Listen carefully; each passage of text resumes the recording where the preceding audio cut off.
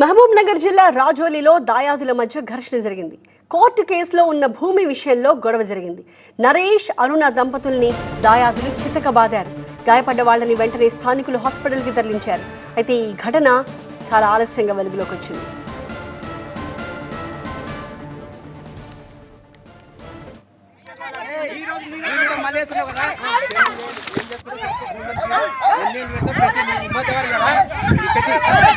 మహబూబ్ నగర్ జిల్లా రాజోలిలో జరిగిన దారుణమైన ఘటన. దంపతులను ఎలా చితకబాదుతున్నారో మనం దృశ్యాల్లో చూస్తూ ఉన్నాము.